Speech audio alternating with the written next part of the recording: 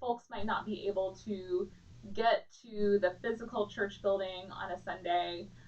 Now, going forward, we'll be able to still worship with us, sing the same hymns, hear the same sermon and the same readings, all of that good stuff.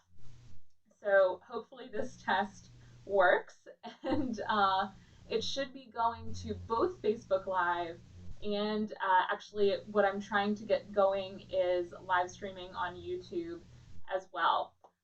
So that we can have another option. Not everyone loves Facebook, not everyone has a Facebook account or wants to have a Facebook account.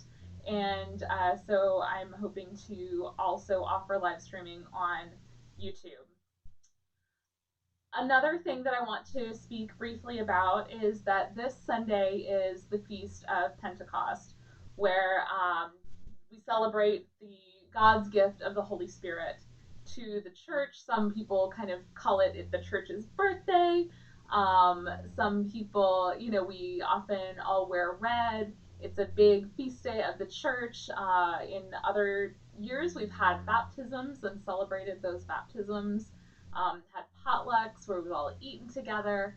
So, it's with great sadness that we won't get to celebrate the Feast of Pentecost together in person.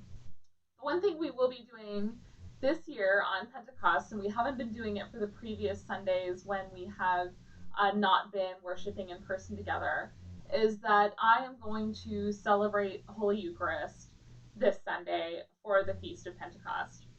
Um, you may have realized that we've been doing morning prayer, that we haven't been offering Eucharist. That's been good as well. I think there's been a lot of discussion on the internet and in other places about the sacrament of Eucharist, and their theology about the Eucharist varies pretty widely from denomination to denomination. So people have said, like, why can't we just do virtual communion where you bless it through the screen? And that has not been an Episcopal practice, not been approved by our bishop or by the presiding bishop of the Episcopal Church, Michael Curry.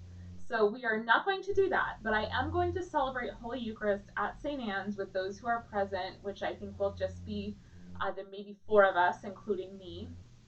And what will be on offer that you'll see in the bulletin is a prayer for spiritual communion. So I want to just say a little bit about spiritual communion. Spiritual communion is designed for a time when people would not be able to take communion. Oftentimes, that was maybe when people were at war, were in the trenches. Other times, people might not be able to physically take communion, as if they're ill and they have something that prevents them from eating or drinking the elements, the bread and the wine. So, this prayer for spiritual communion is an invitation, and it's a promise. It's a promise that God makes to us, that God is present with us in the sacraments, and that is something that, we've taken communion in the past, and we hopefully, God willing, will take it again together in the future. But that grace does not go away. The grace that God offers to us does not go away. It doesn't expire. It doesn't vanish. And, for a lot of human history, a lot of Christian history, it was very rare for most lay people to take the Eucharist as often as we're accustomed to at St. Anne's, and with sort of the changes to the Book of Common Prayer in 1979 that made Holy Communion the primary worship service on a Sunday. So I just want to let you know that that's going to be happening. That's going to be an offer, and I hope you find that service comforting, even if you're not able to take the actual elements, but that you are able to participate in that act of spiritual communion from your home, your couch, with your dog, your cat, your children, wherever you are, and that you know that you are assured of God's presence and grace in that act. Okay, so I hope to see you on Sunday, and I hope you are well, and I love you all. Hope this